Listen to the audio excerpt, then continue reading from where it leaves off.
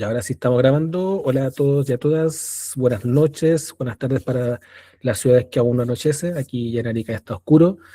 Bueno, acá estamos presentes en nuestra conversación de meritocracia y libertad.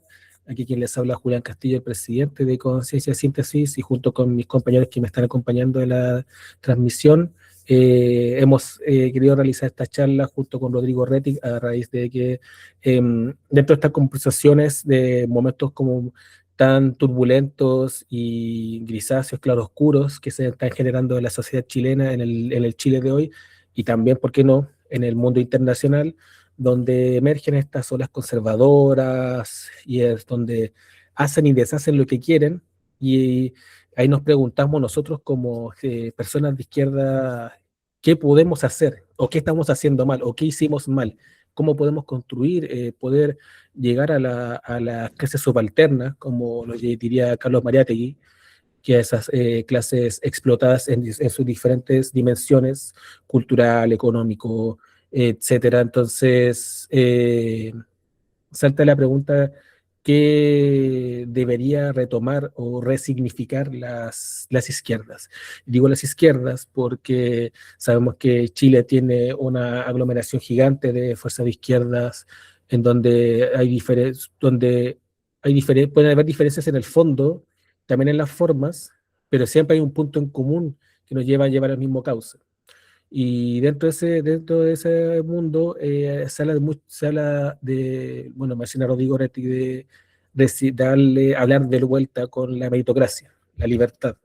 Y bueno, él nos recomendó leer La mentira noble de Carlos Peña y La tiranía del mérito de Michael Sandel, un libro bien denso que la verdad es que es súper, lo encontré súper bueno, en donde a muy de grandes rasgos habla del cómo el mérito ha transmutado en diferentes etapas históricas y cuya raíz ya que se va configurando, va transmutando hacia cierta individualidad, es justamente en la época de Margaret Thatcher y Ronald Reagan, donde el éxito es como el puro esfuerzo, se genera esa ética meritocrática, donde que a través de la virtud propia puedes llegar a cierto tipo de éxito, eh, pero eso también genera unas contradicciones, genera que se mira más la individualidad por sobre el prójimo, como dirían gente que creyente, o desde el colectivo, como dirían las personas de izquierda. Entonces, hay frases muy relevantes que se mencionan en el texto donde dice: si mi éxito es obra mía, su fracaso debe ser culpa suya. Eh, por tanto, la meritocracia se ve como una responsabilidad personal. ¿Y qué pasa acá? Desde una mirada personal es que la meritocracia, cuando referentes políticos te dicen que la responsabilidad de tu fracaso es culpa tuya, desplaza ciertas cosas externas que ocurren dentro de nuestro entorno, que dentro de nuestro entorno, individuo, familia, orbitan muchas cosas, orbitan un modo de producción, que es el modo de producción que hoy en día se llama el modo de producción capitalista, y dentro de ese mundo existen muchas órbitas, o como diría Enrique Dussel, campos, donde transita el individuo o la familia. Ahí transita el campo de la cultura, el campo social, y ahí dentro de eso está también el campo geográfico, porque en distinto, donde yo nazco, igual va a determinar mis posibilidades de poder surgir. Dentro de eso también está la meritocracia, donde también ahí está determinado por nuestras condiciones materiales de existencia y de reproducción social, lo que en pocas palabras se puede decir las condiciones sociales. Entonces, es muy bueno cuando Rodrigo, en una conversación que hizo un turno, que fue hace como un mes o hace 2 meses, habló de tomar de nuevo la meritocracia. Claro, quizás eh, eh, podemos discernir en cómo llegar cómo tomamos la forma de meritocracia, pero claro, también hay un sector que habla de que la meritocracia no existe. Y es curioso decir que la meritocracia no existe, porque sería también negar al propio sistema que estamos criticando, que también conlleva a que la meritocracia se vaya como generando estas formas, estos aspectos de individualidad donde me miro yo al espejo y si yo tengo un éxito, como hay ciertos referentes actuales, no quiero decir uno, pero jugó la NFL, te menciona que si él pudo, tú puedes, pero él obvia que tuvo condiciones que lo llegaron a hacer donde está y él cree, o estas personas creen que su éxito puede ser homologable a todas las personas de la sociedad. Dicho eso, quiero darle espacio a Rodrigo Rettig, abogado y magíster en política pública, ¿no? Política y gobierno, es ciencia política.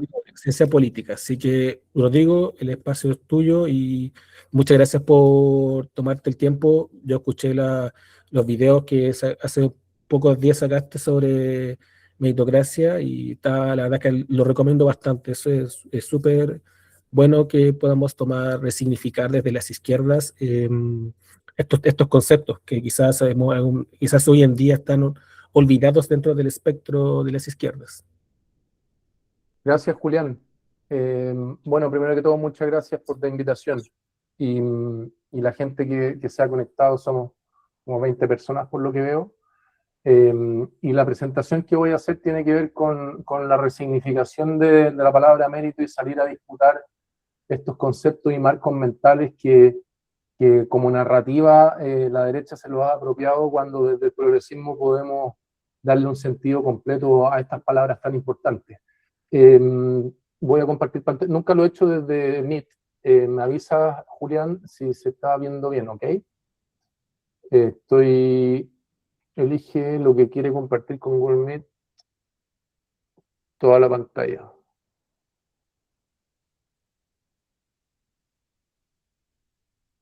Si pones toda la pantalla, se va a ver hasta los enlaces que tienes arriba del Google. Eso. Si pones. ¿Se ve? No, por eso tienes que. No, no, cancela el compartir. Dejar presentar. Arriba. La parte superior derecha. Tienes que, donde dice compartir pantalla, tienes que colocar ventana. En la opción ventanas.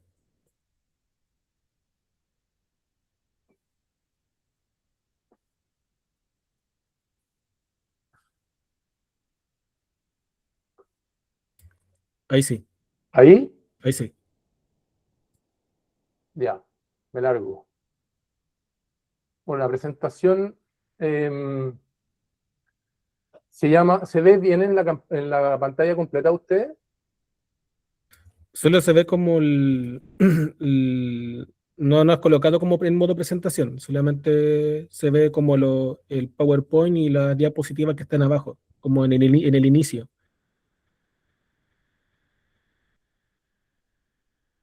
Tienes que irte a la parte inferior derecha, donde sale al lado, como el menos, ahí está el modo presentación.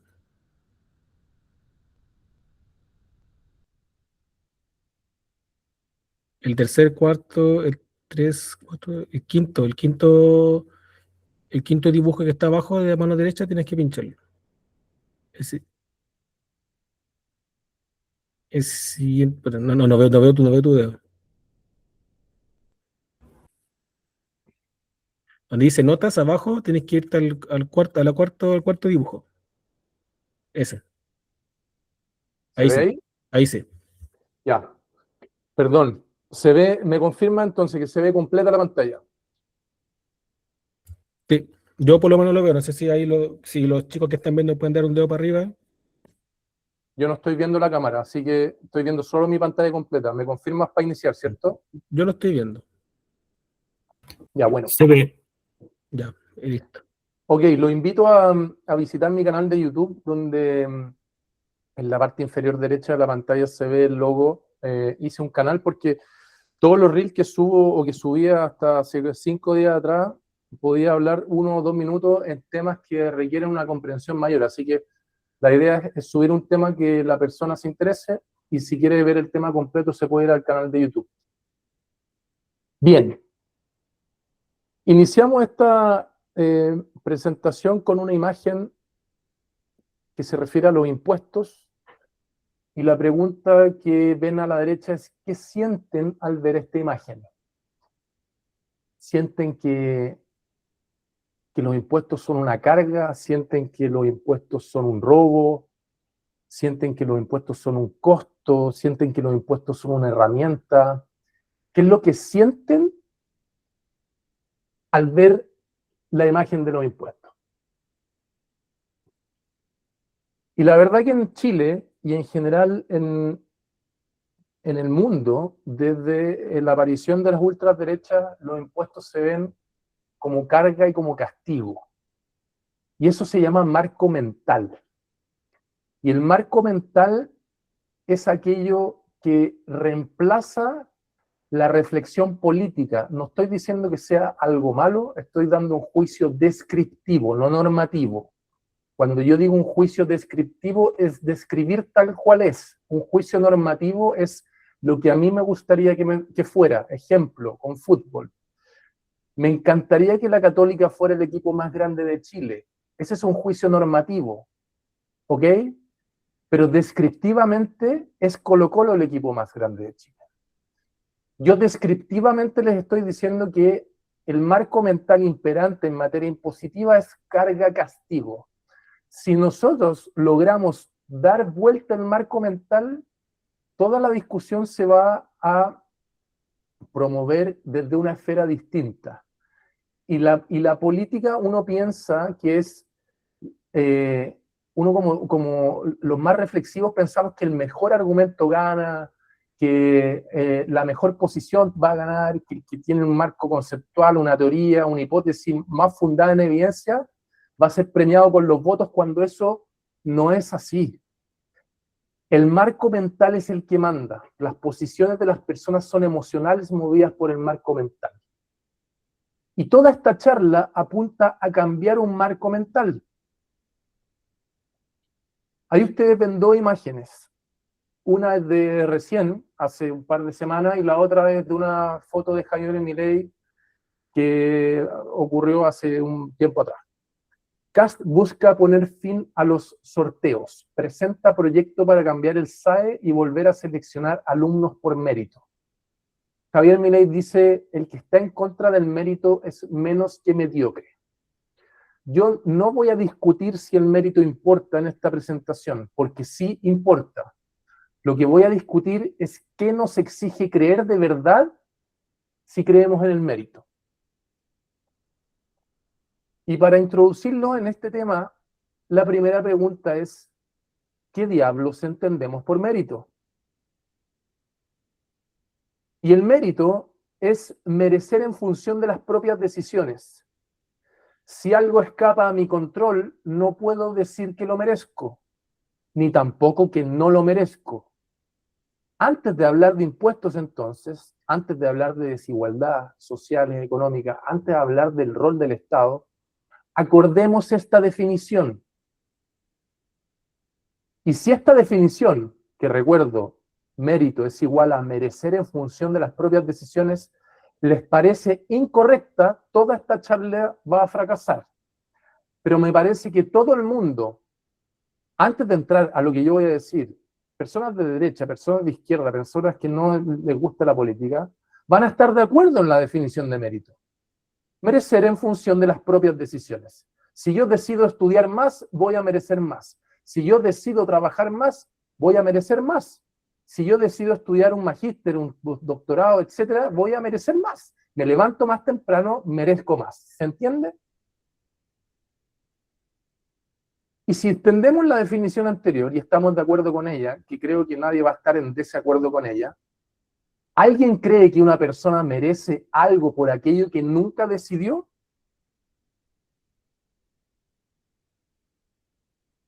Eso es una pregunta que nos merece una reflexión. Pero yo estoy seguro de que las personas, al menos que están acá, van a concluir de que las personas no pueden merecer algo que aquellos no deciden. Y en esta imagen tenemos una guagua nacida en Las Condes, en una clínica privada, y una guagua nacida en La Pintana, en un hospital público. Tenemos a Juan y a Pedro. Juan a la izquierda, Pedro a la derecha. Y la pregunta que aparece es, ¿qué decidió Juan a la izquierda y Pedro a la derecha antes de dar su primer paso? La vida de Juan y de Pedro ya trae un guión escrito. Juan y Pedro decidieron el país en donde nacieron, haber nacido en Noruega, que tiene una calidad brutal, o haber nacido en Siria, donde se agarran a balazos todos los días. Juan o Pedro decidieron a sus padres, decidieron sus genes, decidieron su barrio, decidieron el colegio al que van, sus redes, su salud, su seguridad, su patrimonio familiar, su esperanza de vida. ¿Qué decisiones tomó Juan o Pedro? Ninguna. Todavía no existe el esfuerzo. Sin embargo, una parte importante de su futuro ya empezó a escribirse.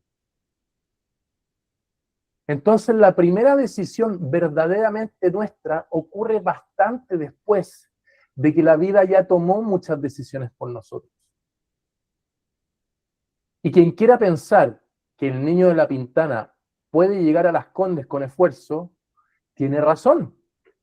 El esfuerzo puede cambiar una vida. El esfuerzo importa muchísimo. Pero esa nunca fue la pregunta. La pregunta es otra. ¿El esfuerzo explica toda la historia? Y tenemos al lado izquierdo en color azul las contingencias, lo que nunca elegimos, y al lado derecho el esfuerzo, lo que elegimos y construimos. Toda esa barra de colores azules y verdes son parte importante de la existencia de las personas, en distinta medida. Puedes tener más de verde, menos de verde, más de azul, menos de azul. Pero en general, nadie sensato te podría decir de que una persona no tuvo de ambos colores. Lo justo entonces es que el esfuerzo pese más, no que las contingencias definan el destino. Reitero, no estoy preguntando si el esfuerzo importa, estoy preguntando si basta para explicar completamente una vida. Y para comprender cómo llegamos racionalmente a la comprensión de por qué diablo existen los impuestos y el Estado, estos dos libros son la piedra angular. La tiranía del mérito de Michael Sandel y La mentira noble de Carlos Peña. El mérito no es la solución para la desigualdad, sino precisamente su justificación, ya que el mérito descansa en un principio rector. ¿Cuál es este principio? Somos lo que somos por nuestras decisiones.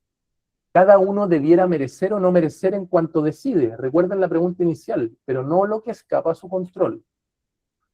En otras palabras, la promesa es, si hay esfuerzo, hay premio. Si no hay esfuerzo, uno debería quedar rezagado. Y la pregunta que aparece es, ¿se cumple esta premisa? En Chile, de acuerdo a últimos datos de la semana pasada, aproximadamente el 80% gana de 900.000 pesos aproximadamente hacia abajo. La mediana, es decir, el valor más repetido es de $650.000 pesos aproximadamente. En Chile hay 10 millones de trabajadores. 5 millones de trabajadores ganan 650.000 pesos hacia abajo. La pregunta que uno podría hacerse es, ¿esas personas no son esforzadas? Y el concepto clave para comprender de lo que se está hablando son las contingencias arbitrarias o derechamente en sencillo la suerte. Algo que nosotros asociamos a jugar en loto, a jugar en el casino, pero que está presente en nuestras vidas muchísimo más de aquello que nos hacen querer creer. Las contingencias arbitrarias no siempre son visibles. Ahí ustedes ven una imagen de un iceberg. Sobre el agua, lo que todos vemos.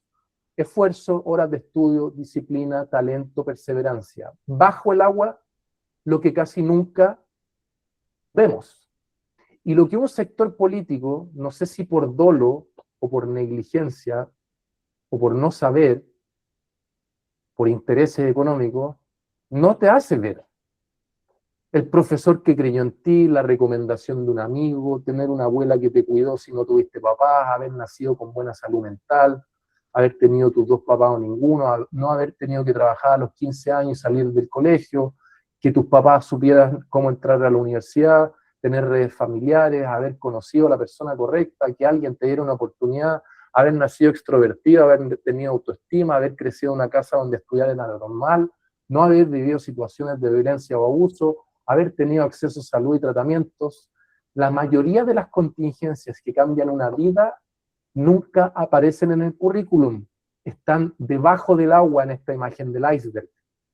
Y las que están debajo del agua, debajo del iceberg, son los predictores de éxito o fracaso en la mayor proporción.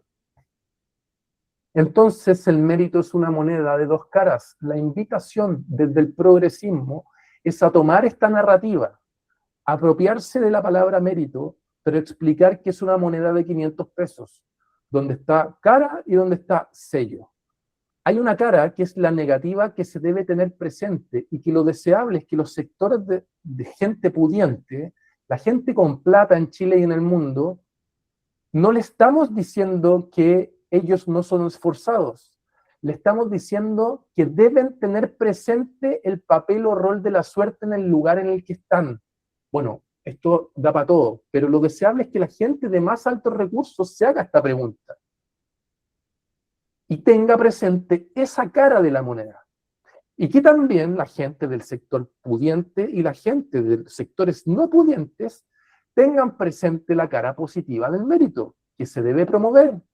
Esfuerzo, ya que el mérito requiere de una comprensión de esfuerzo, o se promueve el esfuerzo, una comprensión de anticorrupción. Hablar de mérito es el sinónimo de anticorrupción, hablar de mérito es el sinónimo de antinepotismo. Lo deseable, en consecuencia, es tener presente la cara negativa y promover la positiva. Algunos datos que yo he citado en mis presentaciones.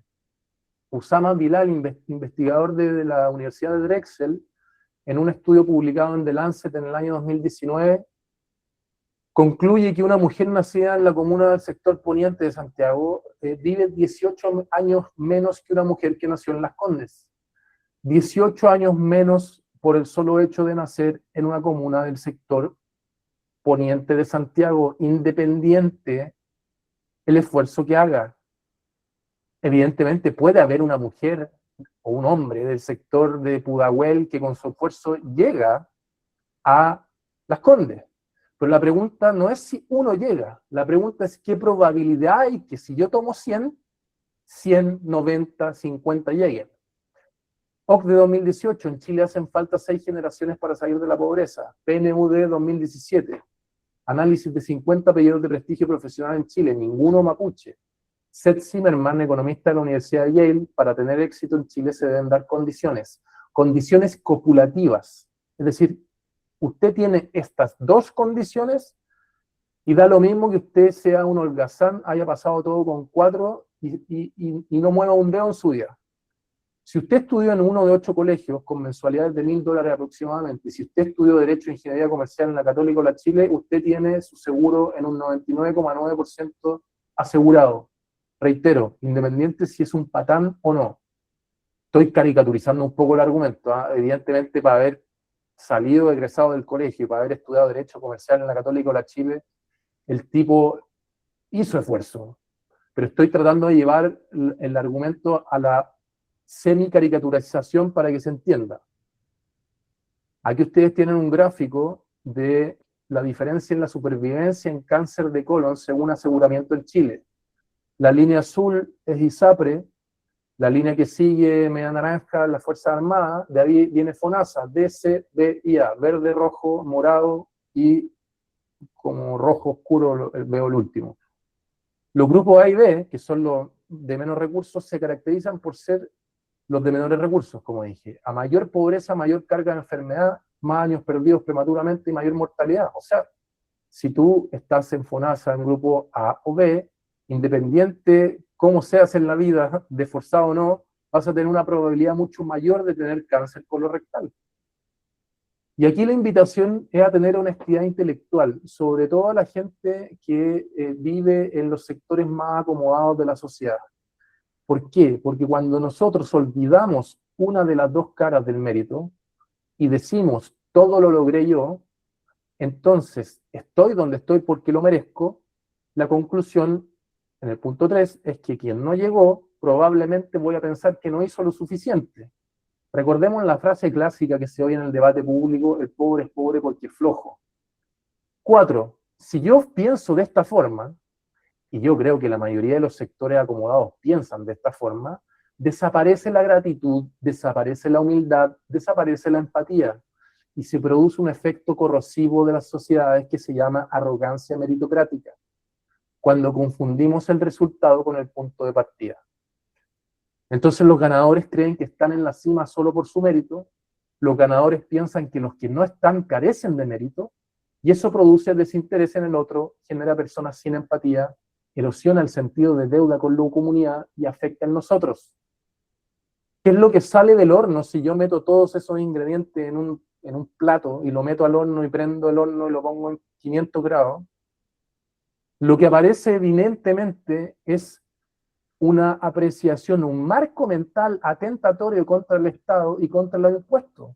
Porque ¿por qué yo me voy a preocupar del nosotros? ¿Por qué yo me voy a preocupar de un sentido de deuda con la comunidad si todo lo logré yo? En cambio, si tú ves las dos caras del mérito, estás teniendo una honestidad intelectual que te permite concluir lo que viene en la siguiente lámina. ¿Qué pasa si ese señor, amigo mío, del sector oriente de Santiago, a quienes yo he logrado en un par de ocasiones convencerlos de que hay que ver las dos caras del mérito? Cuando lo ven, en la parte izquierda de la imagen, lo que depende de ellos, mis decisiones, mi esfuerzo, mi talento, mi trabajo, mi disciplina. Egresé del colegio, me metí a la universidad, estudié, me esforcé, trabajé entre medios, me titulé, ahora tengo un trabajo, gano mucha plata y me he esforzado lo suficiente. Eso está perfecto, se debe promover, se debe premiar, y nunca se debe atacar como lo hace alguna sección de las izquierdas que dicen, y esto es lo peor que uno puede hacer en el debate público, uno nunca puede iniciar dando un marco mental de decir el mérito no existe. No, están equivocados, el mérito sí existe, pero tiene dos caras. En la derecha, ustedes podrán ver la parte de lo que tengo que no depende de las propias decisiones. Mi familia, mi país, mi barrio, mi salud, las oportunidades que recibí, todo lo que vimos anteriormente. Si entiendo las dos caras, aparece, emerge la reciprocidad y con ella el sentido de reflexivo de comprender por qué existe el Estado y por qué existen los impuestos. Y si entendemos esto, dejamos de ver los impuestos como un castigo. Cuando entendemos que nuestro resultado, en la posición en que estamos, todos nosotros, siempre se compone de ambas caras. Y lo invito, en este contexto, a entender una paradoja. Criticar la meritocracia es una forma de defender el mérito. Meritocracia y mérito no son lo mismo. La meritocracia como descripción de la realidad es un engaño. No siempre llegan los más preparados, operan las redes, operan los contactos, opera la cuna, opera la suerte. Pero el mérito como ideal es la única utopía razonable que debemos perseguir. Y desde las izquierdas debemos apropiarnos de esta palabra. Pero cuando nos digan, oye, tú estás hablando de mérito, pero eso es un concepto de la derecha. Y tu marco mental inmediato debe ser, pero ojo, yo estoy hablando de las dos caras del mérito. Y ahí el que habla contigo, tu interlocutor, de inmediato se le prende una ampolleta y entiende o dirige su cabeza hacia una ruta que le permite comprender esto, que al final puede que no lo comparta. Yo no estoy diciendo que esto lo compartan todas las personas cuando lo escuchan y lo ven, pero al menos tiene una explicación racional. La gente de izquierda, con el mérito como ideal, lo debemos defender. Queremos que el esfuerzo importe, queremos menos nepotismo, queremos menos corrupción, queremos que las decisiones personales pesen más que la cuna. Entonces el problema no es el mérito, el problema es creer que ya vivimos en una meritocracia. Mientras más meritocrática queremos que sea una sociedad, más entonces debo preocuparme por remover todo aquello que no depende del mérito. ¿Y por qué distinguir es tan importante? Ya que la vida, primero, la vida es mejor cuando depende del propio esfuerzo, pero teniendo siempre presente las contingencias arbitrarias. Segundo, para esto es clave distinguir entre la suerte bruta o cuna, aquello que no elegimos, familia, lugar donde nacemos, salud, inteligencia, apariencia, etc., versus la suerte opcional, que es el fruto de decisiones, aquello que elegimos y construimos. Estudiar o no estudiar, esforzarse o ser un holgazán, persistir o quedarte en la cama, tomar riesgos, ser disciplinado, etc. Tercero, la distinción es fundamental para erigir, miren lo que les estoy diciendo, para erigir el ideal de igualdad que no oscurezca la responsabilidad personal. Porque una sociedad más justa no es la que pretende igualar resultados, sino la que hace contar más lo que depende de nosotros. Y pongo al lado, en amarillo subrayado, mérito e igualdad ya no se ven, si yo entiendo esto, como agua y aceite. Miren la locura que hablo desde una perspectiva de, imagínense un debate en un matinal o en un debate, en un debate presidencial, senatorial o de diputados, TVN, horario prime, y llega un candidato de izquierda y habla de mérito. Y después habla de igualdad. Y conecta ambos conceptos. Yo creo que esa es la clave que desde el progresismo tenemos que comenzar a dar como batalla. Entonces, el objetivo no es eliminar el mérito, sino es aumentar el peso del mérito en la ecuación. Por el principio que les dije anteriormente, la mejor sociedad es aquella donde el proyecto de vida depende lo más posible de las decisiones nuestras. Entonces debemos disminuir el peso de aquello que nunca elegimos. El Estado no debiera sustituir las decisiones personales, debiera sustituir en la medida de lo posible las desventajas que nadie eligió. Más igualdad de oportunidades no significa menos mérito, significa que el mérito importa más. Y si tú entendiste todo este marco mental que te he dicho, y lo compartes, porque reitero, yo aquí no vengo a imponer una comprensión, sino vengo a exhibir una idea, un marco mental, y si tú lo compartes y convences a tu interlocutor que está dudoso, a ese interlocutor se le prende una ampolleta, que es la que se me prendió a mí luego de leer estos libros. Antes, los impuestos se ven como castigo. Te quitan lo que ganaste con tu esfuerzo. Ese es el marco mental de Kast, de Milei, de Quirós, de Trump, de Bolsonaro, de toda la extrema derecha que ha salido profitando de la mala comprensión del mérito. Entonces los impuestos se ven como castigo, desincentivan el esfuerzo, premian a quien no trabaja, son injustos, el Estado desperdicia. Pero si te prendimos la ampolleta de las dos caras de la moneda, ves los impuestos como la herramienta del mérito, porque nivelan el punto de partida para que el esfuerzo sea lo que más cuente. Aumentan el peso del mérito, abren oportunidades reales, hacen la competencia más justa, construyen una sociedad donde el esfuerzo vale más. Talento más esfuerzo más igualdad de oportunidades es el mérito que realmente importa. Cuando todos parten más parejos, el mérito decide quién llega más lejos. Entonces, desde el progresismo debemos corregir la estructura, no para uniformar la existencia y hacer a todos iguales en todo, como vemos en la imagen de la derecha, y sí debemos corregir la estructura para que el esfuerzo personal surja. Input para debates suyos de sobremesa, académicos, de trabajo. Estoy a favor de los impuestos, estoy a favor del Estado para que el esfuerzo personal, para que el mérito realmente tenga un sentido y sea correlato de las probabilidades y la igualdad de oportunidades reales y radicales que se deben establecer en un país. Esa es la primera parte de la presentación. Luego viene una presentación que tiene que ver con los impuestos, pero ya como explicativos de qué tipo de sociedades, de en qué países se vive de mejor forma. Porque una cosa es entender la reflexión inicial que te fija el marco mental filosófico, pero alguien de derechas te podría decir, ya, pero ¿sabéis qué, Reti? Te creo todo lo que tú me dijiste, muy bonito, bueno, tenéis toda la razón, pero ¿sabéis qué se vive mejor en un país libertario, en un país donde no hay impuestos, donde no hay Estado, donde el mercado está presente en todo y donde en la narrativa marco mental Milei, Trump, Bolsonaro, Kast, Quirós es donde campea? Y resulta que si tú ves la evidencia, eso es falso. Este es un libro muy importante que les sugiero que lean. Abajo a la izquierda dice Wilkinson y Piquet de Spirit Level. De hecho, ustedes están con el teléfono, me imagino ahí, o en el computador, busquen en Google, en YouTube, una presentación de 20 minutos de Richard Wilkinson que a mí también me voló la cabeza cuando la vi, porque te muestra, te exhibe en virtud de evidencia, que los problemas sociales están más presentes, o dicho de otra manera más fácil, se vive mejor en las sociedades más igualitarias.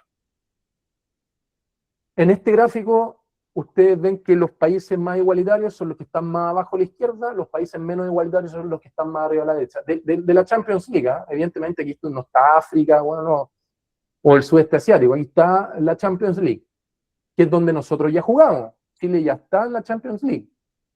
Entonces, tanto el gallo de derecha como de izquierda, pasando por Franco Parisi, aquí tú vas a tener de acuerdo a Cast, Hadwe y a Franco Parisi. Todos quieren mayor expectativa de vida, matemática y literatura, mortalidad infantil, que haya menos homicidios, embarazo adolescente, confianza en el otro, obesidad, enfermedades mentales, alcohol, drogadicción, bla, bla, bla.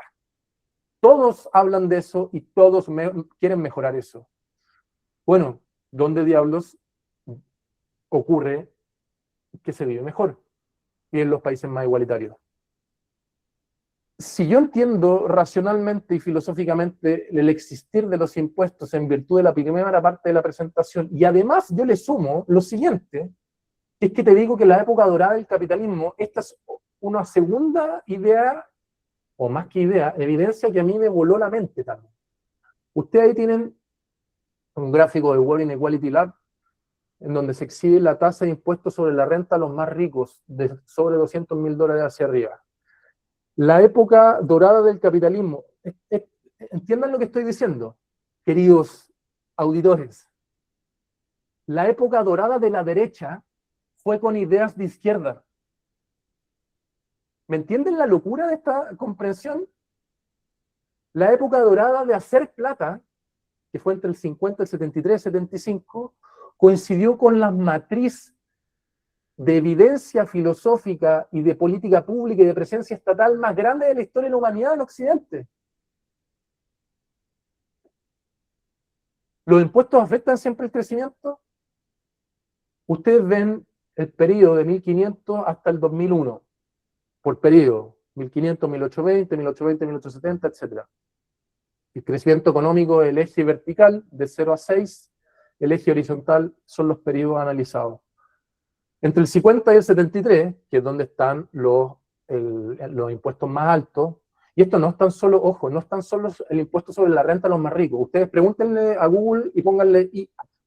¿Es verdad que en el periodo que va entre aproximadamente el 50 y el 75 hubo más crecimiento económico cuando hubo más presencia estatal, más impuesto a la renta personal, más impuesto a la empresa? Y te va a decir que sí.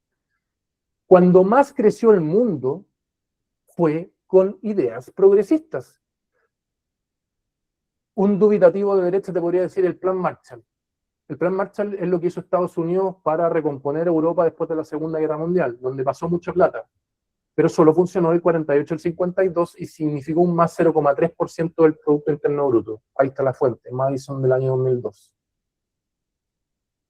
Este Robert Reich, el ex ministro creo que del trabajo de Clinton, si mal no recuerdo, que tiene todo este trabajo, él está haciendo esta pega como de narrativa y discursiva, pero sumándole la evidencia. Eso es lo interesante de lo que hace Reich, de lo que intento hacer yo en mi grano de arena que puedo aportar, que es decirte, reflexivamente explicarte por qué están los impuestos y al mismo tiempo decirte que con impuestos es cuando mejor se vivió.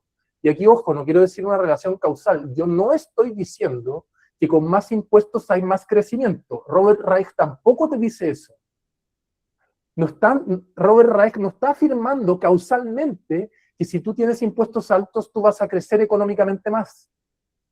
Pero lo que sí te está diciendo, y aquí es lo importante, es que en la narrativa discursiva marco-mental de la derecha, en los debates, Tele 13, TVN, todas las weas que vemos, perdón la palabra, te dicen, no, que con más impuestos se afecta el crecimiento. Chuta, dudo, pues, weón.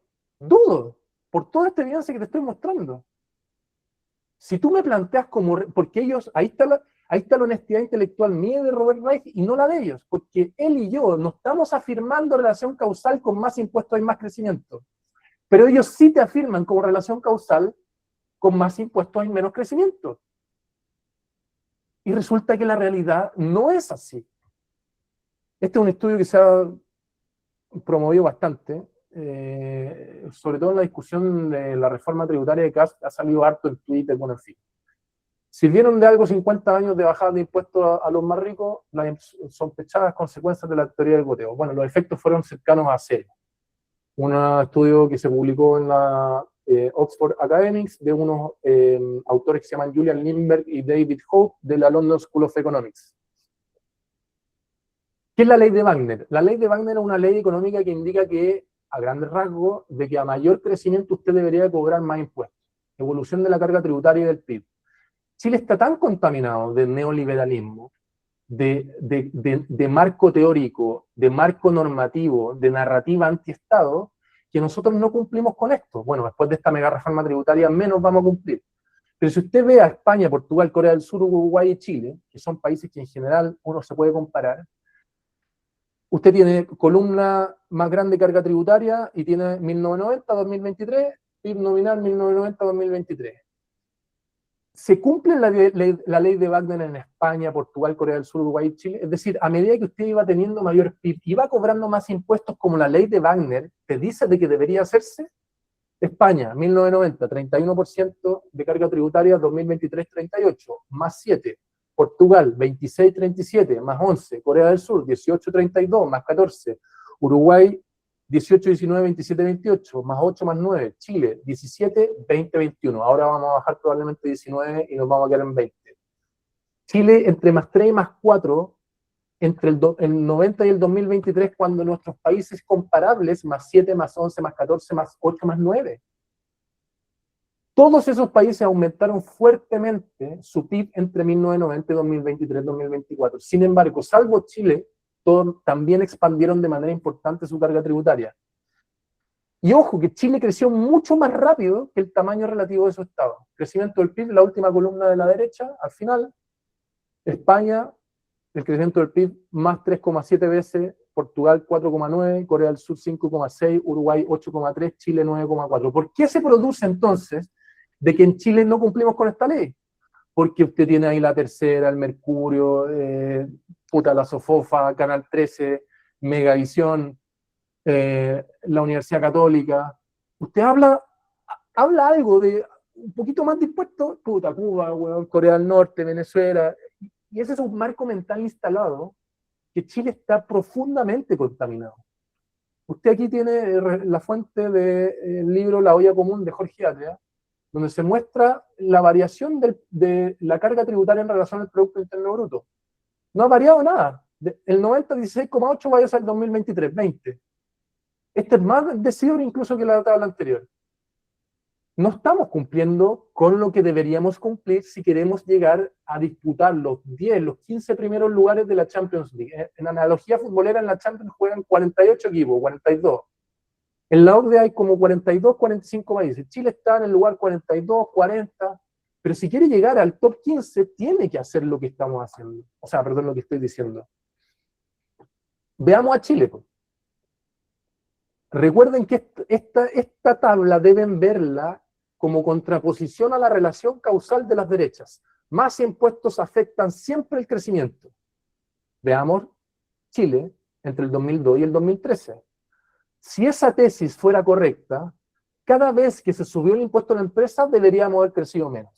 El 2002, tasa de 16%, crecimiento 3,2. El 2013 sube 0,5, ¿crecimos menos? No, crecimos más. 2004 al 2010, se sube 0,5 de nuevo, del 16,5 al 17, ¿crecimos menos? No, crecimos más. 2004 6,7, 2005 5,8, 2006 6,0, 2007 5,2, después vino la crisis que ya todos conocemos. O sea, 2004, 5, 6 y 7, con más impuestos crecimos que con menos impuestos. Vamos ahora al 2011-2013, ya el mundo se recompuso un poco el 2010, el 2011, subimos 3% de carga tributaria en impuesto a empresas, del 17 al 20. ¿Crecimos menos? No, crecimos más. Perdón la palabra, qué puta locura estar viendo esta cuestión cuando el marco mental que está instalado en el debate público es precisamente todo lo contrario. Reitero, input a favor de alguien que no quiera ser progresista. No estoy diciendo, reitero, y aquí quiero ser majadero, no estoy diciendo que hay relación causal de que con más impuestos hay más crecimiento. Sí estoy probando empíricamente que la relación causal que hacen ellos es falsa. El impacto del Estado de los impuestos en la calidad de vida de las personas. Actuales pensionados. Este es un gráfico de pivote, un think tank de derechas. La columna azul es un sistema de pensiones de izquierdas. La columna roja es una tasa de reemplazo con sistema de pensiones de derechas. Columna roja, pensión autofinanciada, básicamente capitalización individual y AFP, con lo cual yo no estoy en desacuerdo, pero con la columna derecha, tasa de reemplazo total con autofinanciado, autofinanciado más PGU, que es la PGU, Estado e impuestos.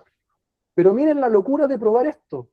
O sea, cuando sale, bueno, José Antonio Casi y Jorge Quiroga hablando pestes del Estado, yo les tiraría este gráfico en la cabeza, le diría, bueno, el interlocutor, tu abuela está cobrando una pensión que le permite, si trabajó entre 21 y 25 años, vámonos a la columna del centro, una pensión autofinanciada del 75% con un sistema de izquierdas, mientras con la derecha con un 24%. O sea, está bien, hay que hacer mejora en el Estado, pero esta información permite salir de contragolpe en lenguaje futbolero y golear a la derecha si la gente entendiera esto. Ahí lo otro, pero para no seguir lateando, básicamente ahí se prueba lo mismo. Pero esto es una pensión total de mujer chilena que cotizó 20 años por un sueldo de 400 lucas. Columna morada, sistema de izquierdas, Estado más tasa de cotización, perdón, Estado más AFP, cotización individual, y la otra es lo mismo. Perdón que estoy mirando para afuera, me desconcentré un poco. El impacto del Estado de los impuestos en la calidad de la vida de las personas, enfermedades, auge, eso es el Estado de los impuestos. Entonces, ¿los impuestos son un robo? Y aquí finalizo, porque le compré a Retic la hueá filosófica, perdón la palabra, le compré a Retic lo filosófico al inicio. Le compré a Retic lo empírico. Tercera objeción, de una persona que genuinamente, un interlocutor que genuinamente quisiera entender. Imagínense el día previo a la elección, usted está tratando de convencer un voto y te dice esa persona, te compré las dos primeras partes de la presentación, pero sabéis que el Estado es una mierda porque todo se despilfarra. Primero seamos eficientes, luego subimos impuestos. Y si eliminamos toda la ineficiencia, spoiler, no alcanza. Presupuesto anual de Chile es aproximadamente 90.000 millones de dólares. Esa es la billetera del Estado anualmente. Ley de presupuesto, 90.000 millones de dólares. Si usted toma los fraudes de los últimos 10 años, Katy Barriga, fraude en el Ejército, Carabineros, Raúl Torrealba, caso Fundaciones, le da 500 millones de dólares. Fíjense el orden de magnitudes. Ganancia adicional por eficiencia, si yo tomo el estudio, la OCDE, el del 2023, informe de revisiones selectivas del gasto público en Chile, si yo hiciera, en palabras automotrices, un Mercedes-Benz al Estado de Chile, yo voy a lograr ahorrar 420 millones de dólares. Fíjense el orden de magnitudes, 90.000 millones de dólares versus 500 versus 420. Ya, me voy a la evidencia empírica más alta, donde hay más plata despilfarrada. Banco Interamericano del Desarrollo del año 2018, Chile tiene la menor ineficiencia del gasto público en América Latina, con 5.000 millones de dólares. Este es algo más que 500 y que 420. Son 5.000 millones de dólares. ¿Qué representa 5.000 millones de dólares en un presupuesto de 90.000 millones de dólares? Hay que perseguir cada peso mal gastado siempre. Siempre. Perseguir a los corruptos, mejorar al Estado siempre como principio rector. Pero la ineficiencia y los fraudes no reemplazan el rol fiscal del Estado. Todo lo que les dije junto equivale solo al 1% del presupuesto anual. Un poquito más. Entonces, eso es lo que les quería presentar. Están ahí, no lo escucho hace rato, no sé si están, se fueron. Están acá los compañeros. Creo que si pueden hacer un aplauso virtual con las reacciones. Chiquillo, yo Excelente. necesito ir al baño, porque me estoy haciendo pipí, perdón la franqueza. Me Sí, voy a retirar un segundo. Pero dale. antes quiero decirle, si logramos meter esto, no o sea, evidentemente el lenguaje académico, puta, que nos citen a hablar de esto en la universidad, en las juntas de vecinos, pero si logramos meter esto como narrativa, como marco mental, se da vuelta el partido. Excelente. Gracias, Rodrigo. Alguien, bueno, como le mencioné anteriormente, antes de la grabación, se va a abrir primero las palabras que se abrieron en la caja de preguntas del formulario. No obstante, si quieren darme alguna pregunta así a micrófono abierto, lo pueden tomar después de que el Rodrigo haya respondido las preguntas, toda vez de que estemos en buena hora, porque esto empezó como a las 19:15, 19:20, y bueno, ya es más que nada para no aburrirlos a ustedes, no queremos extender más de 1 hora y media, esto como máximo. Eh, ¿Alguien tiene alguna apreciación de lo que comentó Rodrigo ahora mismo?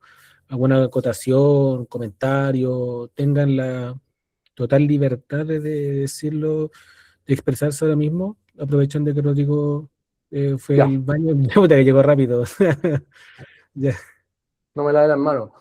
ya. Eh, Nada, bueno. Agradecerte, Rodrigo, por la exposición. Creo que ha sido súper para quienes te están viendo, quienes te han visto en los medios de comunicación, en las redes sociales, que ha sido súper enfático en la resignificancia de esto, de este del mérito. Eh, Ahora, una pregunta más que nada como para encauzar o darle, como que la gente pueda darle coherencia a lo que mencionaste. ¿Cómo construyes la meritocracia, el mérito con el impuesto, porque como que partiste del mérito y terminaste al final hablando del impuesto, como el impuesto como que no es un robo, como rompiendo con la retórica que busca el sector de la derecha? Ahora la pregunta es cuál sería el cauce, como cuál sería el cauce que lleva a que mérito con impuesto, cómo cuaja ahí. Si, si yo compro la tesis que yo traje hoy y concluyo que mi vida y la vida del que está al frente es mitad mérito, mitad arbitrariedades, la conclusión indefectible de eso, a título de política pública, de comprensión de la vida en sociedad, es que yo debo tener un ente que se haga cargo de esas contingencias arbitrarias para que el mérito realmente surja. Y eso tiene un nombre, el Estado y los impuestos. ¿Se entiende eso? Claro. El resultado de comprar la tesis filosófica del mérito es que al Estado y a los impuestos yo le doy una razón de existencia. Porque si usted quita al Estado y quita los impuestos, ¿cómo se hace cargo de las contingencias arbitrarias? Entendiendo, y si somos honestos intelectualmente, de que son aquellos elementos que más inciden en el lugar de la vida de las personas. Y esto tiene que ver con lo que es una sociedad justa. Y aquí tiene que ver John Rawls y Teoría de la Justicia, y aquí tiene que ver Ronald Dworkin. Pero esa es la respuesta. ¿Por qué hablamos de impuestos después de lo filosófico? Porque si usted compra lo filosófico, usted tiene que creer en el Estado de los impuestos.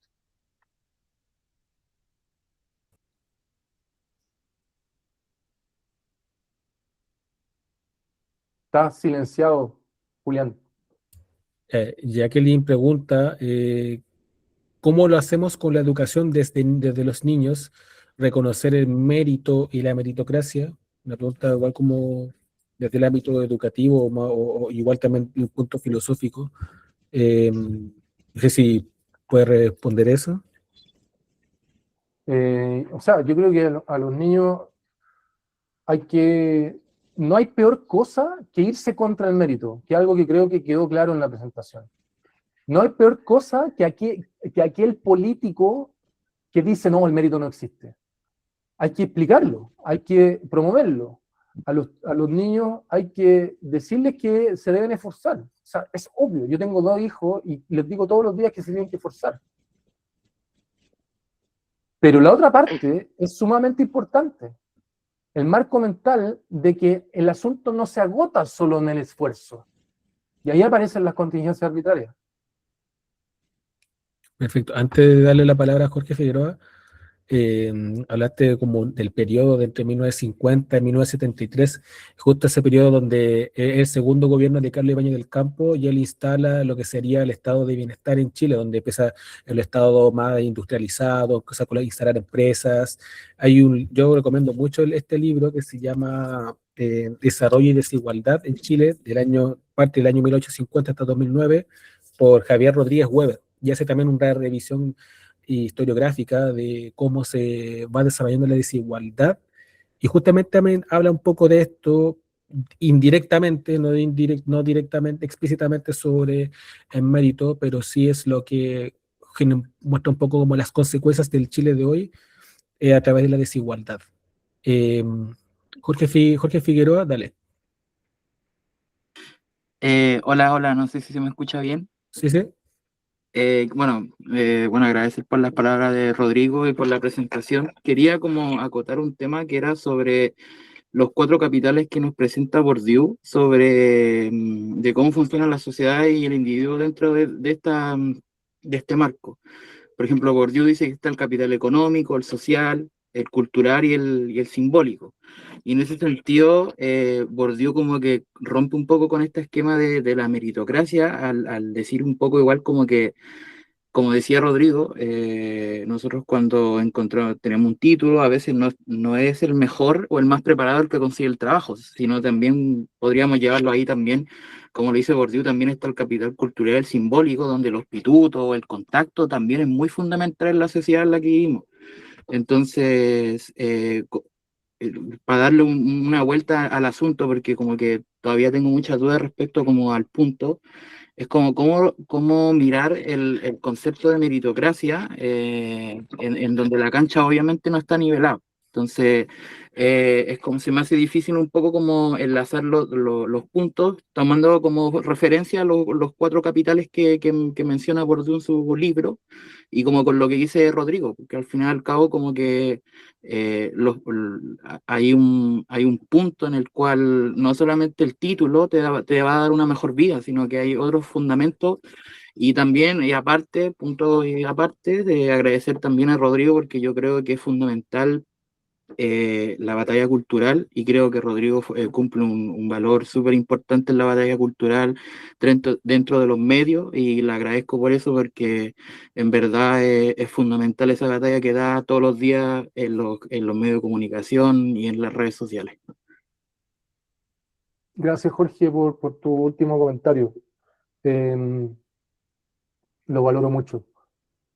Me ha significado varios costos, pero la vida es bien cíclica y los costos iniciales se han ido disipando.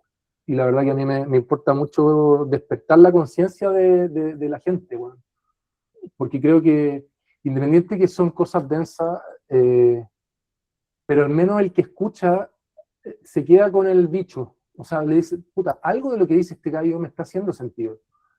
Y te metí a buscar por tu parte y te ponía a estudiar. Y respecto a tu pregunta, creo que no la entendí bien. Si pudiera hacérmela de nuevo.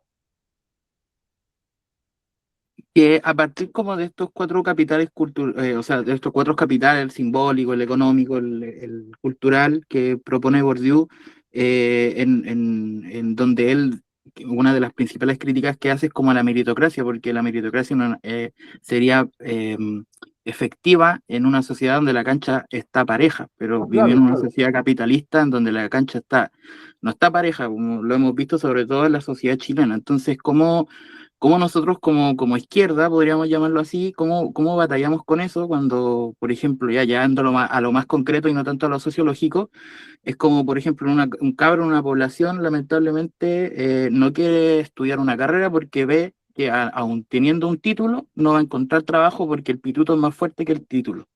Y se prefiere, no sé, lamentablemente, ir por otras vías como la delincuencia, el tráfico y otras vías que no son como las legales. Entonces, ¿cómo desde la izquierda batallamos como esa posibilidad de hacerle entender que como que lamentablemente el esfuerzo sí hace como las recompensas que podemos tener, pero también nosotros estamos claros que hay algo más de fondo ahí? Entonces es como súper complicado, yo que estudio trabajo social y estoy en eso, intentar enlazar esos dos mundos y hacer entender a cabros en mucha vulnerabilidad que, pucha, que el esfuerzo igual va a tener recompensa, pero claro, uno en el fondo sabe que la cancha está dispareja y que es sumamente complicado.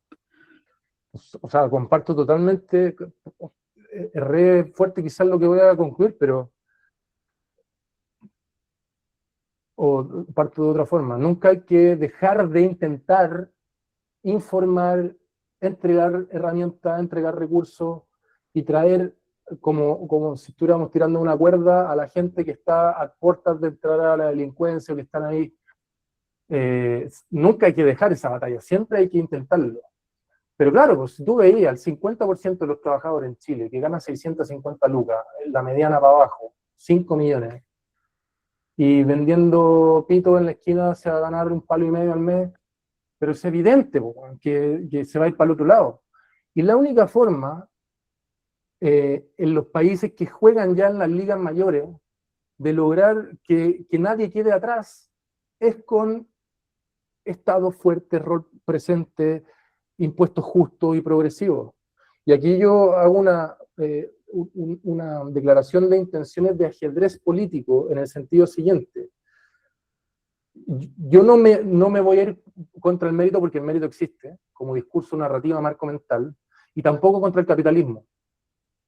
Porque si ustedes me preguntan en abstracto, ¿tú abolirías el capitalismo? Yo probablemente te diría que sí. En concreto, yo, si fuera autoridad, ¿aboliría el capitalismo o te ofrecería eso como programa de gobierno? Ni cagando. Porque no hay país que no sea capitalista. Los estados de bienestar, que es hacia donde debemos dirigirnos, son estados de bienestar guión medio capitalistas.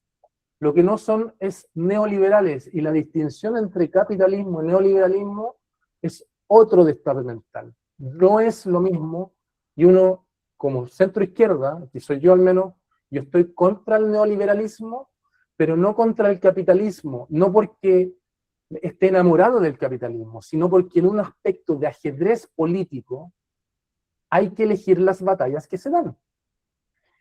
Y Chile no lo voy a tirar a decirle a la gente, o como discurso político, narrativo, marco mental, oiga, ¿sabe qué? Hay que terminar con el capitalismo. No, pues me van a creer un bolchevique. Pues. Y cuando la gente general común te cree bolchevique, no vota por ti.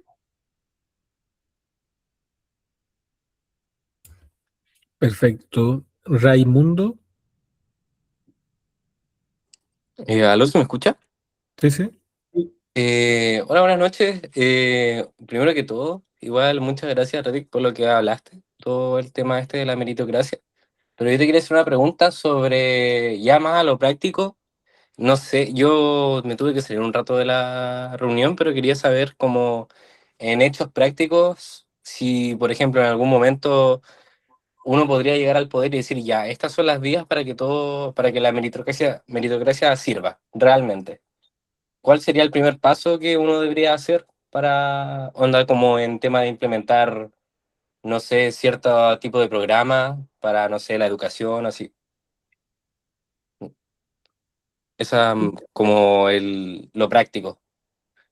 Sí, es que en lo práctico no tengo una respuesta, porque yo en algún momento también funcionaba cuando me metía en la pasta esta de la política, como a querer encontrar la respuesta rápida del producto. ¿No? Dame el teléfono para saber qué hacer, qué es este producto, qué es este resultado, qué tengo que hacer, a quién tengo que ir a hablarle. No tengo la respuesta. Lo único que tengo como ofrecimiento es darte este marco normativo y mental. Dicho eso, la última parte de tu pregunta se me prendió un poco la ampolla. Que, puta, se me ocurre en el Ministerio de Educación, que yo no soy experto en educación, pero en el currículum establecer en las escuelas y en los programas curriculares volver a tener algún tipo de curso de filosofía e incorporar este tema. O sea, ¿quién va a estar en contra de que se hable del mérito en un programa? Ahí va a tener desde José Antonio Casta hasta Daniel Jadwe, de acuerdo, ¿cachai? Y que haya un libro o una clase o un curso de 4, 5, 6 semanas, que el título sea ¿qué entendemos por mérito? O méritos a secas, te deja marcando ocupado, creo yo. En el sentido que, chucha, ¿qué me va a hablar este gallo desde el estado del mérito? No entiendo. Para mí es una volada de cabeza, positiva, digo. Porque entraste a jugar, de nuevo analogía futbolera, entraste a jugarle al Colo en el Monumental y le ganaste, güey. Si la izquierda se logra apropiar de la bandera del mérito, de la libertad, que no hable nada en esta presentación y que se supone que tenía que hablar, pero en honor al tiempo no lo hice, los dejáis fuera de juego, ¿cachai?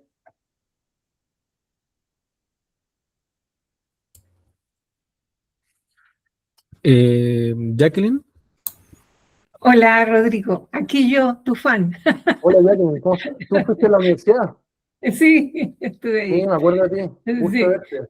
Igual, Rodrigo. Mira, a mí también se me sintió una ampolleta por aquí, cuando alguien habló sobre Bourdieu, ¿ya? Y capital económico, si derivo, ¿no es cierto?, del rango C y D no tenemos, no vamos a tener, ¿ya?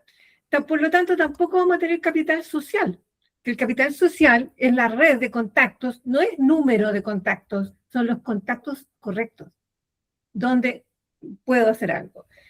Y el capital cultural lo podemos tener, ¿no es cierto? La persona que habló decía que fue a la universidad y todo lo podemos tener. Y el capital simbólico junta esas tres cosas, ¿ya? Por lo tanto, no vamos a tener esos capitales. A lo mejor el capital cultural, que podemos tener un cierto reconocimiento. Pero igual, si estamos en el tema de la meritocracia, no vamos a llegar a cargos de poder ni nada de eso. Lo que se me ocurre es empezar por casa. Porque nosotros, y me voy a decir la gente de izquierda, tampoco hacemos esto. Tampoco estamos reconociendo el mérito y también actuamos con los mismos patrones que actúa el otro lado. Y estamos mirando el capital económico, el capital social, ¿no es cierto?, el capital simbólico, y también elegimos por eso. No hay una cierta sororidad que hablamos. Entonces, partamos por casa, esa es una. Y la segunda es la integración en la educación de los niños. La reforma que viene es justamente al contrario, ¿ya? Porque van a quedar los colegios para ricos, los colegios para pobres, etcétera, y se mantiene esa distancia. ¿Cómo integramos? Mis hijos estuvieron en un colegio que integraba o intentaba integrar. Yo fui machuca ¿se acuerdan de la película Machuca? En una universidad. También la distancia, igual, los machucas éramos muy pocos, entonces se notaba mucho y tampoco éramos del club. Entonces, ¿qué hacemos ante la pregunta que te hizo recién esta otra persona? ¿Qué hacemos? Tampoco tengo el producto, pero tengo algunas pistas. Partamos por casa. Partamos por casa dando el mérito a quien se está esforzando, ayudándonos entre nosotros, porque no lo hacemos tampoco, Rodrigo. Eso yo lo veo, o sea, como que prima esto otro, ¿eh? Te miran cuánta plata tenés, dónde vives, ¿ya? Entonces, toda la parte simbólica, dónde estudiaste, ¿ya? Los contactos que tienes, y seguimos haciendo lo mismo. Entonces, ¿cómo lo rompemos? Yo digo partiendo por casa. Ese es mi comentario, no sé si es pregunta o no, así que seguiremos trabajando en el tema.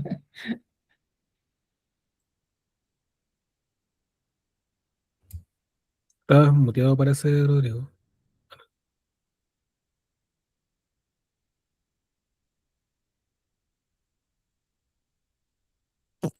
Ahí se parece. ¿Ahí? Sí. Bueno, decía que yo creo que estamos contaminados con una matriz comprensiva de marco mental desde el año 73 hasta ahora. Y es descriptivo.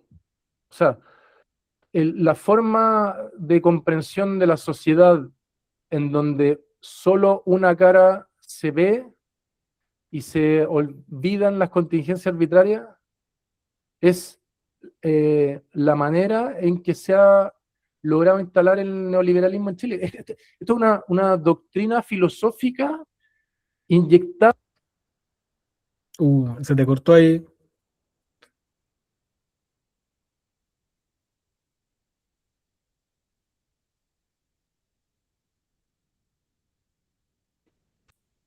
Ahí sí. Es que parece que se le acabó la pila. Decía de que hay que intentar cambiar o sea, esto no se va a lograr de un día para otro. De hecho, se está perdiendo ahora. Está la extrema derecha en el poder, pero, pero hay que dar la batalla donde podamos. O sea, yo coincido con Jacqueline en la casa, me hablan de mérito y recortar la moneda de 500 pesos. Oye, pero ahora en el tema del SAE, en la reforma educacional, ¿cómo se va a venir esa disputa? Yo les cité el titular de CAS en la segunda lámina. Vamos a reponer el SAE porque creemos en el mérito. Hay un periodista incisivo le debería decir, oiga, pero para que el mérito realmente surja, ¿qué tiene que ocurrir? La respuesta evidente es igualdad de oportunidades. Y ellos no creen en eso. Entonces, me hablan de mérito, moneda a dos caras. ¿Qué me está hablando usted, señor? Vamos, el esfuerzo que hay que promover, pero nunca olvidemos las contingencias arbitrarias, a un ejercicio de honestidad intelectual. Juan, estoy haciendo un juego. Juan es la persona que está acá en mi casa y vamos a conversar un rato más. Oye, Juan, a un ejercicio de honestidad intelectual. Tú en la posición en que estás es social. Buena, mala, más o menos. ¿A qué obedece? No, y me he esforzado mucho. Si es honesto intelectualmente, en algún momento va a decir, puta, me abrió la puerta un amigo, o mis papás hicieron tal cosa, me pagaron tal otra cosa, y enlacen eso con el principio rector del mérito. O sea, si yo voy a hablar de mérito, estoy hablando de lo que significa, y lo que significa mérito es decisiones. ¿Qué decisión tiene una persona que tiene los dos padres, uno o ninguno? Y es un elemento incidente, eso, en el resultado final. Perfecto. Acá Jaime Reyes, que me imagino que es mi compañero acá de la región, creo que sí, menciona desarrollo económico y social va de la mano del bienestar de las personas.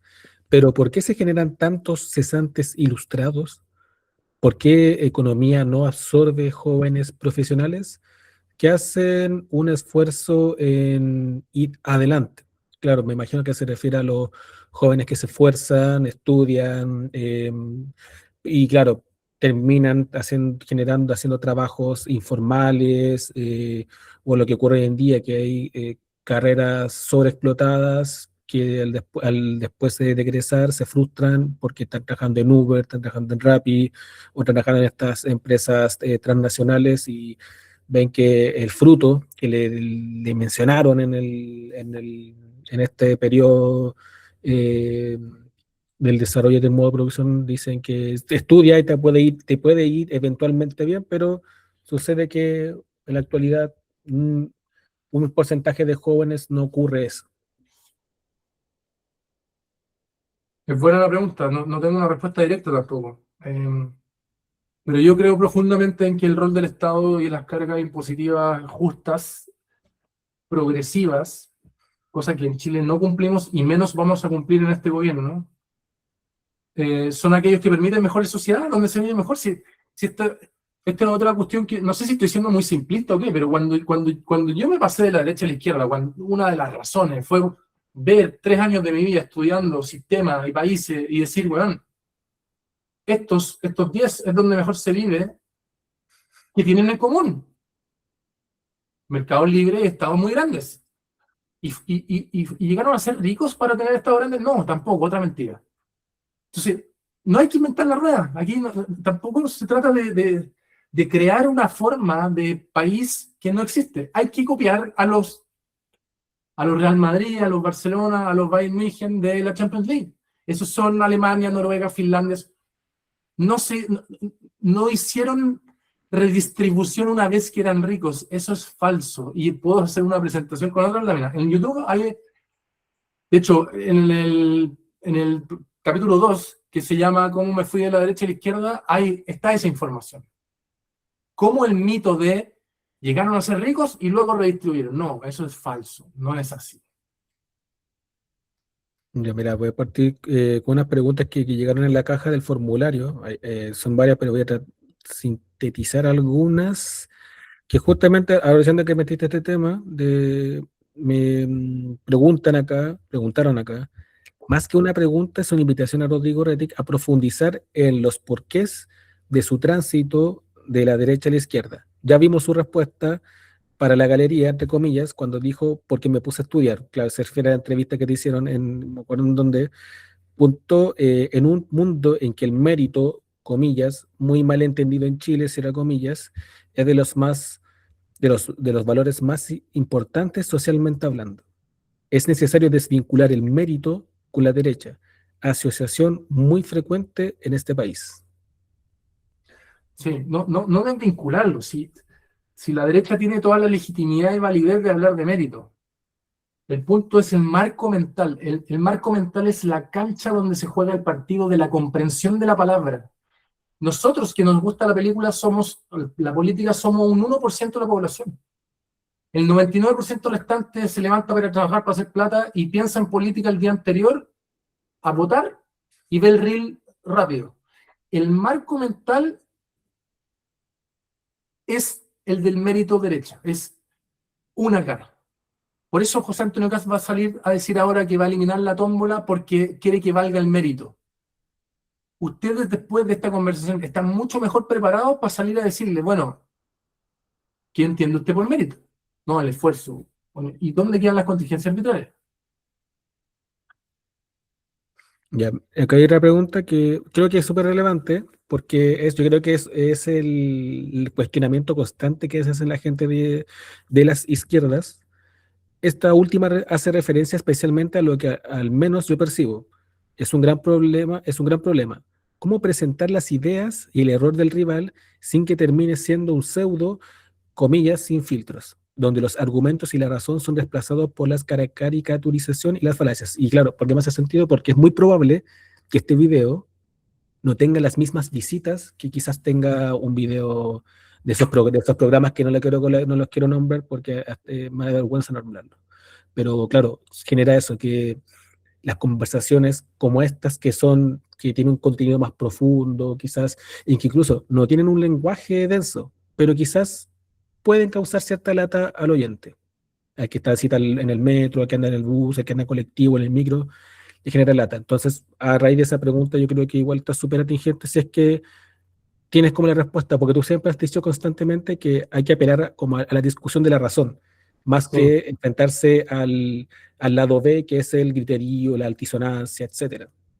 Sí, pero hay un punto medio, porque yo digo que hay que reflexionar y soy un promotor de la razón y la razón pública y lo cívico, pero eso aquí en la gente que está interesada en eso. La política es emocional, es 90% emociones, 10% razones. Es como diablos conecto emocionalmente. El homicidio, los militares en la calle. Veo un homicidio, un militar en la calle. ¿Te hace sentido? ¿A quién no le hace sentido eso? Al 99% que no piensa política todo el día, que es súper legítimo no pensar en política todo el día. Son aquellos que eligen a los presidentes y a las autoridades. Los que no pensamos todo el día en política son los que eligen. Y ellos que eligen funcionan en base a la emoción mucho más. Y lo que tiene que hacer la izquierda es tocar la emoción y reconducir a la razón. No tocar la emoción y quedarte en la emoción y no llevar a la razón. Y la emoción que le compite al miedo es la esperanza. la emoción que le compite a el temor y el tema de entender la economía solo en virtud del crecimiento económico, que es condición necesaria pero insuficiente de desarrollo, es justicia social. Hay que salir a competirle en reels de 90 segundos tocando emociones. Y luego que le tocáis la emoción, si tenéis 90 segundos más, le reconduces a la razón. Pero sí se puede tocar fibras emocionales, salir a competirle a la cancha de ellos con un guión reflexivo. No sé si me estoy explicando.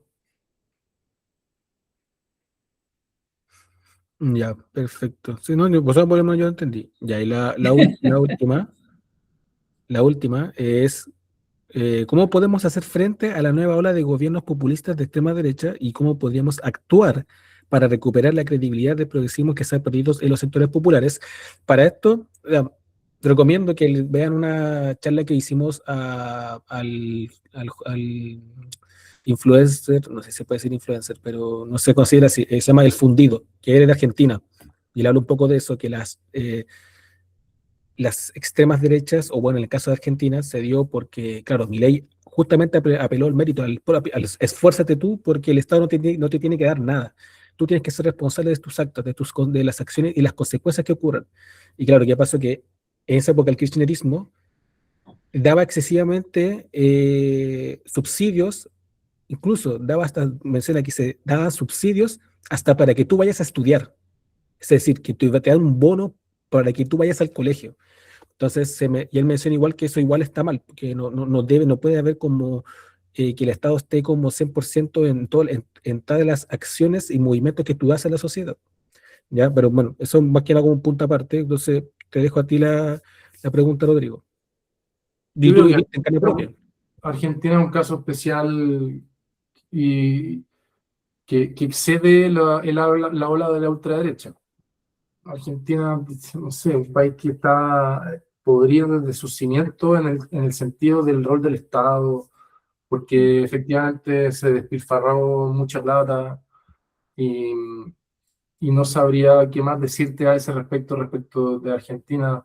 Colombia, de nuevo con la ultraderecha, ahora, no sé, hay que hablar de esto. No tengo respuesta para todo y como que me genera problema conmigo mismo no poder orientarte en decirte qué es lo que hay que hacer. Yo creo que más que respuesta, yo te quiero hacer pensar y reflexionar. Yo el político que te venga y te diga, hay que hacer A, B, C, D, desconfía el tiro. Desconfía el tiro. Toma lo que hemos hablado y para buscar las respuestas que tú buscas, insúmate con estas charlas, lee libros, ve podcast, ve hasta reels. Si hay reels de gente que intenta hacer reflexionar, esa poca gente parece que existimos en algún lado. Y siempre cuestiónate, siempre pregúntate más que anda respondiéndote.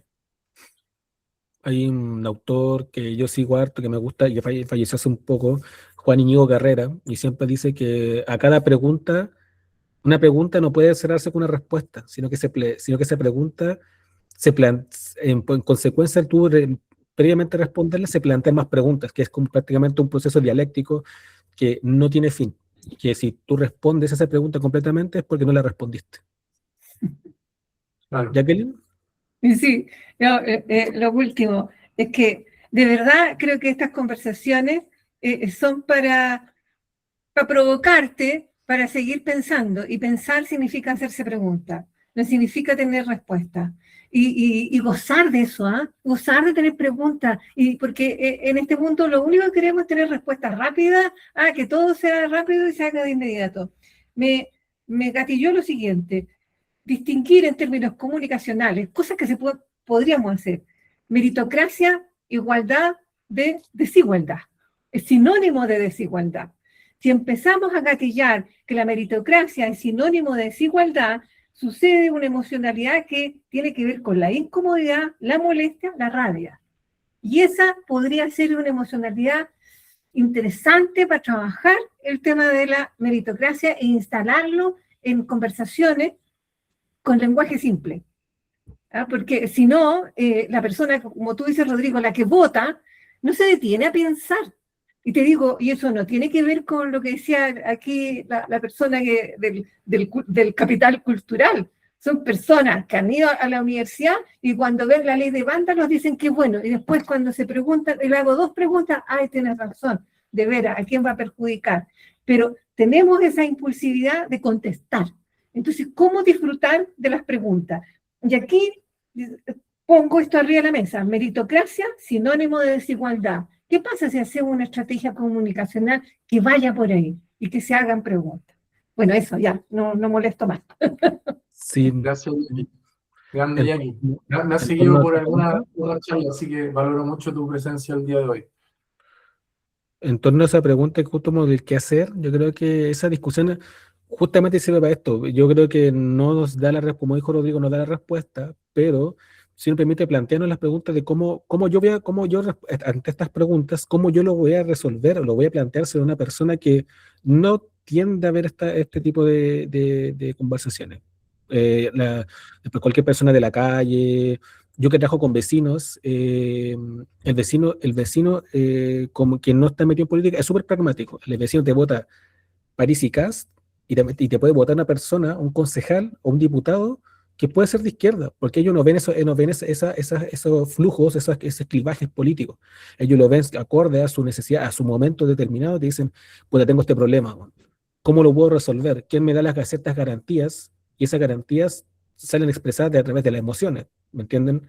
Entonces, yo creo que eso se tiene que plantear una vez cuando está plantado con las personas que justamente votaron por Kast y no ser como punitivo, decirle, ¿por qué votaste por él? No, decirle, mira, esto pasa a raíz de esto. Por ejemplo, el caso de Cerro Chuño acá en Arica, el desalojo no fue con recursos del gobierno, fue con recursos del gobierno regional, recursos propios de Arica que está destinado para otras cosas, para otras materias, materia de infraestructura, en salud, mejoramiento de espacios públicos, mayor dotación de carabineros, etcétera.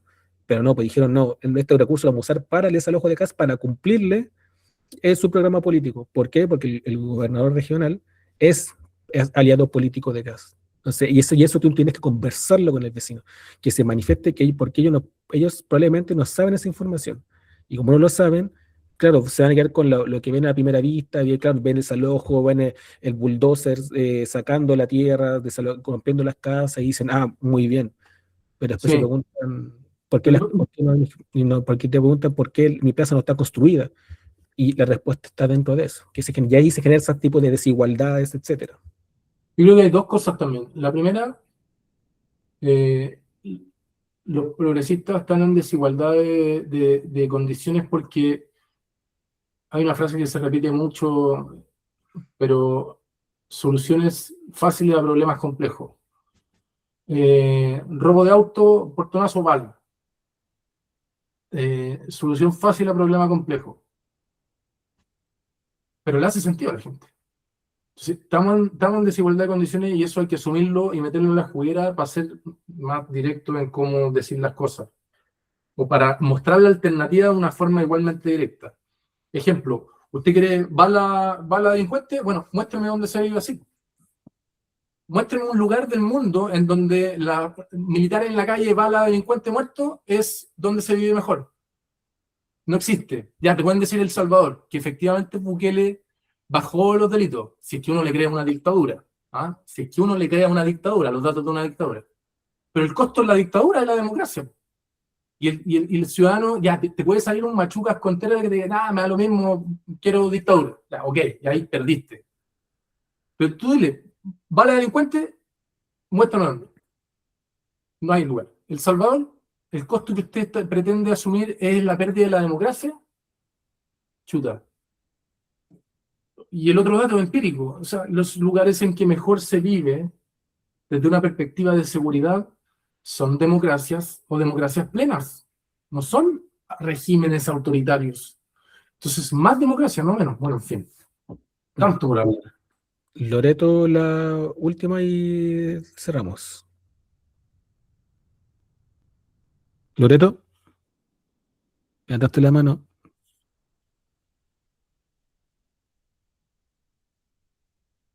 ¿Ahora sí? Sí, que no activé el micrófono.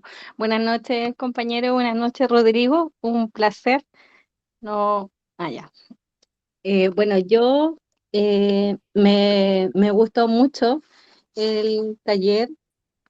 Sí me quedaron varias cosas y bueno, a lo largo de mi vida profesional igual he visto esto, lo he visto también en mí, el tema de lo que decían de dar el discurso a las demás personas para concientizar y despertar a través del incomodar, ¿verdad? Porque cuando estamos en nuestra zona de confort y vivimos en un ambiente donde nada nos cuestiona y seguimos estando ahí, no hay para qué salir afuera.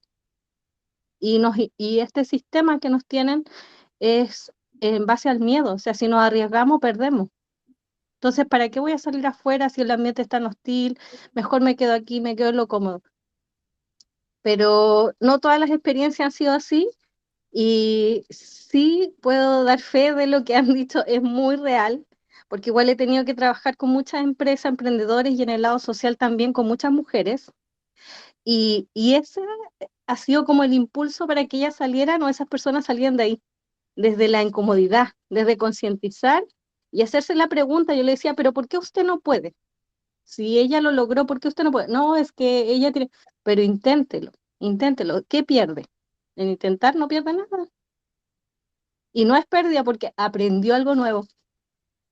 Entonces, como que le vas cambiando el switch a las personas y lo ven desde un ámbito más positivo en vez de algo negativo, que es lo que siempre nos han instaurado. O sea, si no te va bien, perdiste, eres perdedor, es un error, una falla. No, siempre es un aprendizaje. Ese es mi pequeño aporte. Saludos, cariños a todos. Gran aporte, Loreto, gracias. Ese es Loreto, acá compañera también de la ciudad de Arica. Bueno, damos por cerrada la conversación. Espero que le haya gustado a todos, a todas. Esta charla se va a subir durante espero que el fin de semana ahí mis amigos de edición y comunicaciones puedan tenerlo listo y se sube. Lo vamos a subir creo que YouTube ahora puede subirlo como colaboración. Entonces, si quieres, si te parece, podemos subirla como al canal al canal tuyo, Retic. Y eso, pues estamos en siguiente charla, denle seguir a la cuenta de Rodrigo Retic, lean nuestro ensayo que hicimos, justamente el ensayo que hicimos habla un poco de Donald Trump, que hizo en la reforma tributaria de Tax Cuts and Jobs and Acts, que es la reforma que hizo en 2018 y que en consecuencia no trajo ninguna inversión, que era justamente esa reforma, era la reducción de impuestos, que se hizo en la primera época de Trump. Entonces, les dejo la invitación para que lo lean, son 15 páginas, si no me equivoco, así que abierto a todo para que lo puedan leer, abierto, gratis, así que eso, compañeros, cuídense, un gusto. Oye, gracias por la invitación, lo pasé bien, compartimos y quisiera decirle una última frase. Hay un gran político colombiano que fue asesinado en el año 89, que era el líder del Partido Liberal de Izquierdas de Colombia, Luis Carlos Galán. Y él tiene unos discursos en YouTube, si lo buscan a Luis Carlos Galán, que son pero románticos de política. Él toca mucha fibra emocional desde el código nuestro. Les sugiero, si quieren, me acordé de él, si quieren respuestas de qué es lo que hay que hacer, busquen a Luis Carlos Galán Discursos. Hay uno que dice lo siguiente, que de hecho me lo aprendí de memoria, y en algún lugar, en algún futuro, espero decirlo en un púlpito grande. Él dice, tenemos que despertar la conciencia de nuestros compatriotas. Despertar la conciencia, fíjense, es profundo lo que dice. Despertar la conciencia de nuestros compatriotas para que los ideales de libertad, igualdad y democracia lleguen a la conciencia de ellos y modifiquen de verdad y a fondo el comportamiento político de la nación. Despertar conciencia, 3 ideales. Si tú logras eso, modificas el comportamiento político de la nación. Eso. Buenas noches. Gracias.